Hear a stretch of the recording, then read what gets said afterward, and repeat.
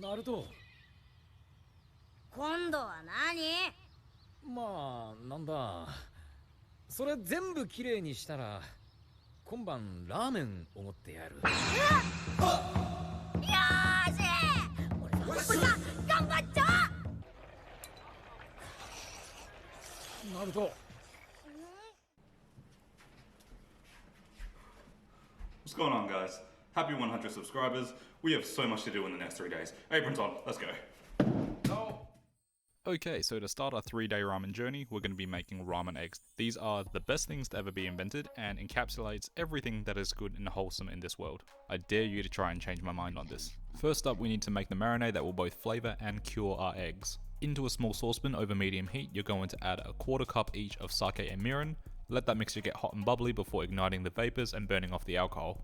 Once the flames have died out, add in 1/2 cup of soy sauce and 2 cups of water, making sure to spill a little water onto the stove as well. Take the marinade off the heat and let it cool down while you clean up your mess before you start preparing the eggs. Now to prepare our eggs for boiling, we're going to use a small paring knife to prick a hole into the base of the egg. This will help with peeling the eggs later on and ensuring that we get a nice round oval shaped egg without that air pocket that makes an indent at the base. This technique is courtesy of Adam Lau and the link to his video is in the description. Next, you're going to want to bring a saucepan of water to the boil and gently lower in the eggs. Reduce the heat to low so that the water is at a simmer, and then we're going to be soft boiling our eggs so they're going to be sitting in the water for 6.5 minutes. Once the eggs have enjoyed their nice hot bath, you're going to remove them from the water and immediately submerge them into a bowl of ice water in order to stop the cooking process and allow the eggs to cool completely. After about 5 minutes, the egg should be nice and cool and we can start peeling. Start by tapping the eggs at the base where you prick the hole and slowly peel your eggs. The shells should come off pretty easily, but take your time with this as the eggs themselves are still quite delicate. And then as you finish peeling each egg, you're just going to give them a quick dip into the water to remove any shell pieces that may be hanging on, and then you just want to transfer them into a container or into a bowl that you're going to be using to marinate the eggs. Now that all of our eggs are peeled and they're prepped in our container, we're going to pour over enough marinade so that they are completely submerged, and then we're going to cure them for a minimum of 4 but up to 48 hours. Along with giving the eggs more flavour, the curing process will result in the egg whites becoming firmer and giving them a much more snappy texture, while the egg yolk becomes rich, thick, and almost gelatinous. Now that our ramen eggs are done, I'm going to go take a break, and I'm going to see you guys tomorrow when we make our chashu pork and our pork broth. Okay, so we're on to the second day of our ramen journey, and we're going to begin by preparing our aromatics for the pork stock. To start things off, we're going to chop 1 bunch of spring onions into 10cm segments, then we're going to cut 2 medium onions in half and optionally remove the skins. Then I've got a 10cm piece of ginger that we're just going to peel using a spoon before cutting into 1/2 centimeter slices. Then finally we're going to lightly crush and peel 5 large cloves of garlic. We'll come back to these guys later, but for now let's head over to the stove. To make our stock today, we're going to need to bust out our big boy stock pot, and then we're going to pour in a whopping 4 kilos of pork trotters that have been cut into segments. Fill the pot with enough water to cover the bones by about 10 centimeters, and then we're going to bring this to a boil and let the bones boil for a solid 20 minutes. During this time, you'll see that this gross grey scum kind of floats to the surface. That's totally normal. It's just all the impurities coming out of the trotters, and you're just going to want to skim this off from the surface and discard it as it continues to build up. Once the 20 minutes are up, we're going to drain the trotters and wash them thoroughly under cold running water to remove any scum that's hanging on. Clean up your stock pot and then return the trotters back to that same pot. Now we're going to add in twice the trotters weight in water to the pot. Since we've got 4 kilos of trotters here, I'm adding in 8 kilos or 8 liters of water. At this point we're also going to add in all of the vegetables that we prepared earlier, and just make sure to take note of where your starting water level is, because this will be important soon. Bring this back up to a boil, and then we're going to want to keep this at a rolling boil for a solid 8 hours. No, you didn't hear me wrong, this stock takes at least 8 hours to get right. During those 8 hours, we're going to give the pot a good stir each hour, ensuring to get down to the bottom and moving the trotters around so that they don't stay at the bottom as it gets very hot and you don't want those trotters to burn. After each hour, along with stirring the pot, you're going to want to top up the stock to its original water level before you started boiling so that the stock has ample time to become thick, creamy, and delicious. You're going to repeat this process 6 times, and then for the final 2 hours, we're going to let the stock reduce by about 20%, and you're going to be greeted with a beautiful, golden, creamy tonkotsu broth. When your stock is reduced to your liking, we can remove the bones and vegetables. I'm using a skimmer first because I don't have a big enough sieve to catch everything. Strain the broth using a fine mesh sieve or cheesecloth to catch any debris that's floating around, then immediately transfer this bowl into an ice bath to get it as cold as you can, as fast as you can, so that it's safe to store. Once the stock is fully cooled down, I'm going to pour this into a large container and I'm just going to put it in the fridge because we'll be ready to assemble tomorrow on day 3 of our ramen journey. Now, if you're going to the effort to make tonkotsu ramen, you may as well make some chashu pork to go with it. I've got a rolled pork belly here that I purchased from my local butcher, and we're going to place this into a large saucepan, and then we're going to add just enough water so that it covers the pork. Now I'm going to forget that physics exists for a second when I try to show you that the pork is covered with water and get it everywhere. I'm going to clean this mess up and then we're going to move over to the stove.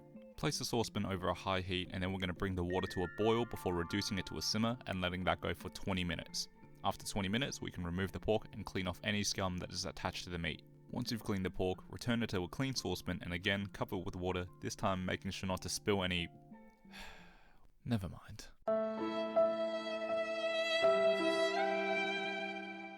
Add in 6 to 8 dried shitake mushrooms along with some konbu, bring this mixture to a boil and make sure to remove the konbu once the water starts getting steamy. When this reaches a boil, we're going to add in 100 grams of sugar and 5 grams of salt before covering, reducing the heat and simmering for 1 hour. After 1 hour, we're going to flavour our pork braising liquid with 125 milliliters of mirin, 125 milliliters of sake, 150 milliliters of light soy sauce and 100 milliliters of dark soy sauce.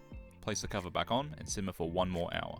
After simmering the pork for a total of 2 hours, we're going to carefully transfer it to a tray and take a second to admire how good it looks. Oh yeah. Allow it to cool completely before covering and placing in the fridge to firm up overnight. Clean up, take a good rest, and get ready to finish off this recipe on day 3. Okay, so we're on to day 3 and we're going to get started by making our ramen noodles. To make authentic ramen noodles, we're going to need alkaline salt, so we're going to be making our own by baking a tray of baking soda for 1 hour at 120 degrees Celsius. By baking for an hour, we're changing the pH balance of the baking soda, which will give our ramen noodles the characteristic chew and yellow colour without the addition of eggs.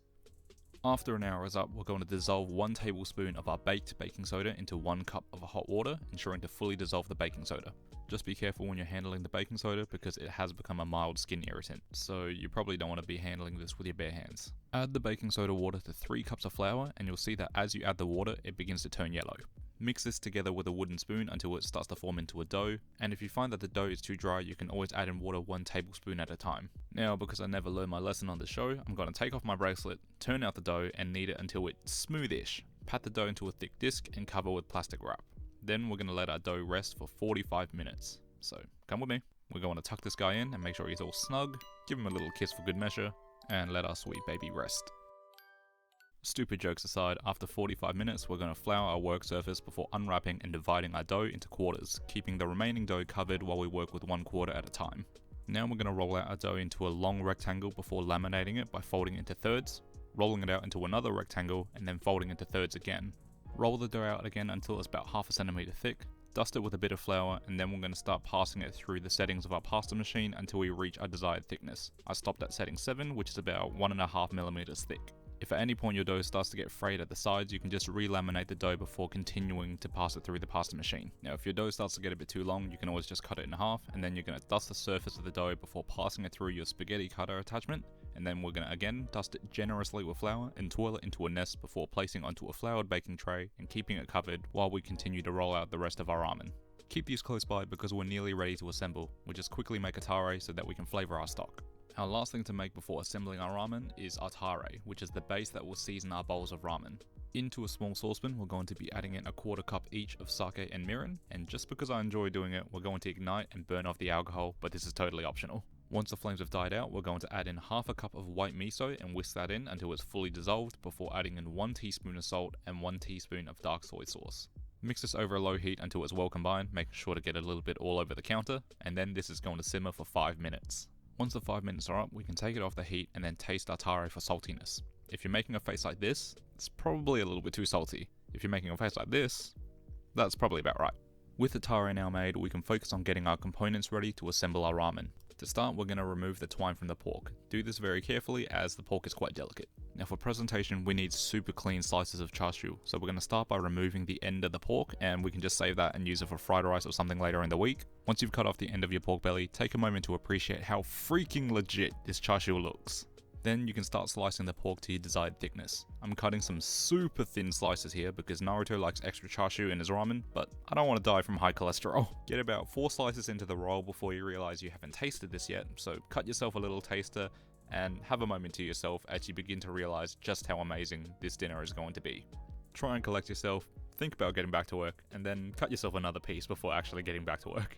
Continue slicing the pork until you have everything you need, and then for any thicker slices of pork, you can place them onto a foil-lined baking tray and place them under a grill so that they can get a bit crispy and also warm through.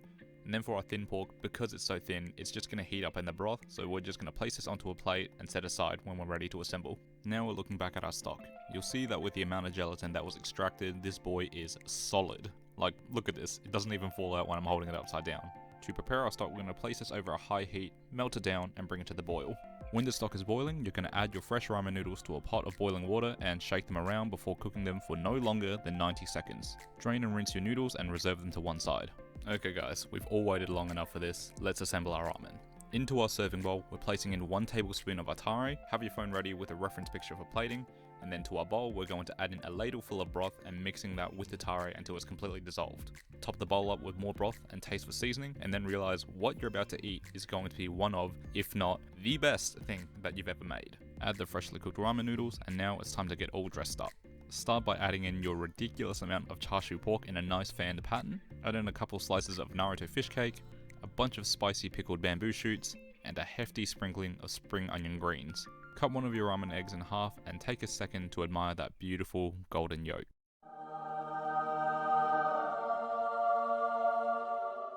Finally, add 3 slices of cut seaweed to the bowl, and you've got yourself an incredible homemade ICHIRAKU ramen from Naruto.